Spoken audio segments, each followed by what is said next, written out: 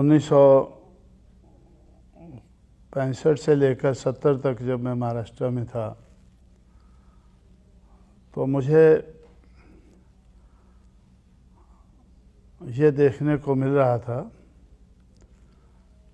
कि अंबेडकर की चलाई हुई मूवमेंट आहिस्ता आहिस्ता वो फेल होती नज़र आ रही थी। तो उसके फेल्योर के काफ़ी कारण मैंने ढूंढने की कोशिश की, तो मैं इस नतीजे पर पहुंचा कि जिस समाज की गैर राजनीतिक जड़ें मजबूत नहीं होती हैं उस समाज की राजनीति कामयाब नहीं हो सकती है। तो इसलिए मुझे ये दबे कुचले समाज की गैर राजनीतिक जड़ों को मजबूत करना चाहिए। और जब मैं जड़ें देखने लगा तो मुझे जड़ें ही नज़र नहीं आई। तो मुझे लगा ये तो समाज ही रूटलेस है। पहले तो जड़ें बनानी होंगी, फिर इसको मजबूत करना होगा और फिर उस मजबूती का सहारा लेकर तब हमें राजनीति के बारे में सोचना चाहिए, आगे बढ़ना चाहिए। तो इसलिए मेरा ज़िंदगी का बहुत सा समय समाज की गैर राजनीतिक जड़ों को मजबूत करने में लगा।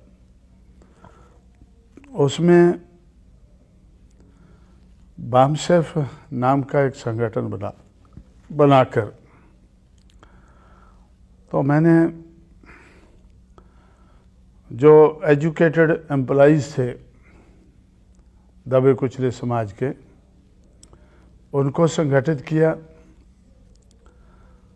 और उनको संगठित करके दिमाग, हुनर और पैसा, ये 3 किस्म की गैर राजनीतिक जड़ों को बनाया और मजबूत किया। तो मुझे ऐसा लगा कि ये मूवमेंट को कामयाब बनाने के लिए दिमाग का होना ज़रूरी है, हुनर का होना ज़रूरी है, पैसे का होना ज़रूरी है। तो इस तरह से 3 किस्म के जनरेटर बनाकर तो मैंने बात को, मूवमेंट को आगे बढ़ाने की कोशिश की। और जब ये गैर राजनीतिक जड़ें कुछ मजबूत हुई तो फिर मुझे ऐसे लगा कि भाई power will be product of struggles.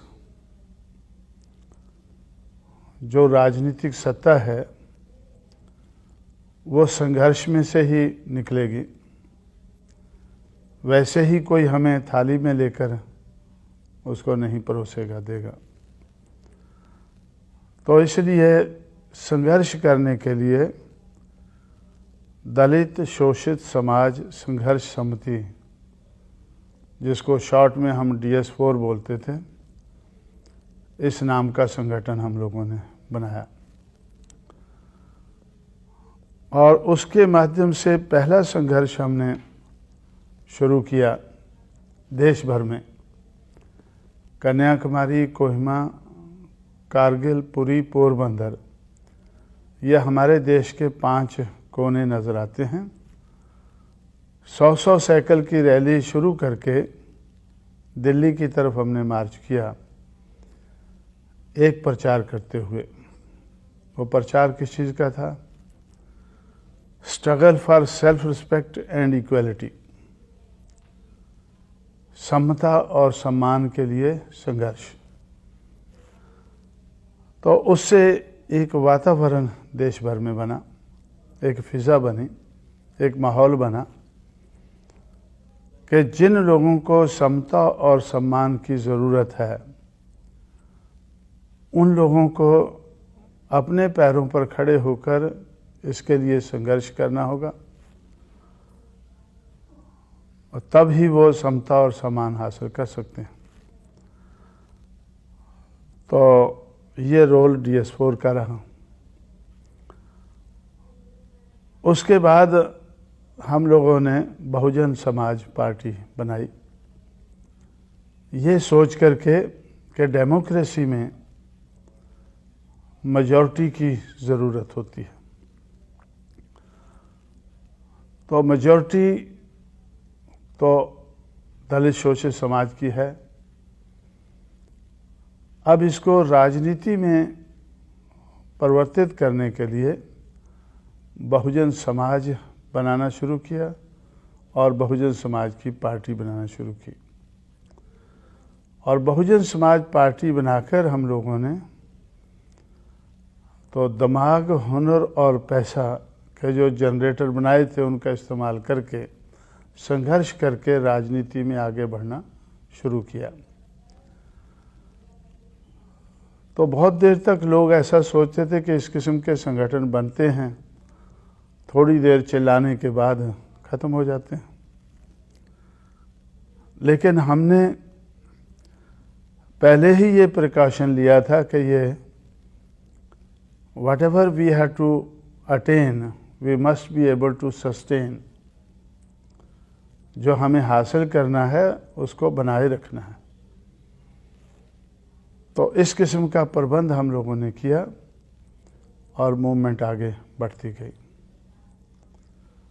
तो मूवमेंट, इसमें जो मूवमेंट बनाने में जो सोच है, विचार है या विचारधारा हम लोगों ने बनाई है, उसमें मुझे बहुत कुछ करना पड़ा है।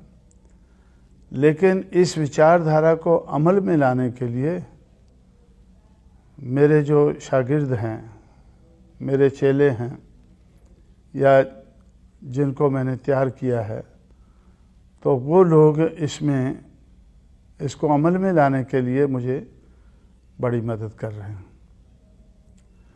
और इस मदद के कारण हम लोग आगे बढ़ रहे हैं। मैंने पढ़े लिखे नौजवान लोगों को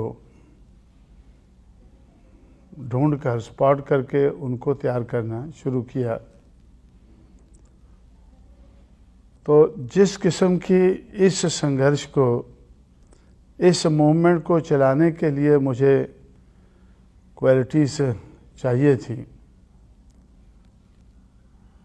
तो दिल और दिमाग की क्वालिटीज़, उनका दिल भी कहता हो कि हमें ये मूवमेंट को चलाना है, दिल के साथ चलाना है, और दिमाग भी हो उनका वो चलाने के लिए।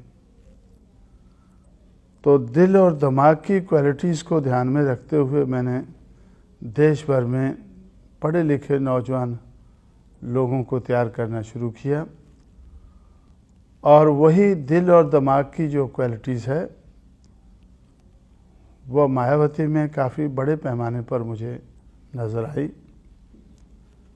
और समय के साथ साथ जैसे हम आगे बढ़ते गए तो वो क्वालिटीज़ डेवलप होती गई और उस डेवलपमेंट के कारण उनका जो रिज़ल्ट है वो अच्छा निकलता गया।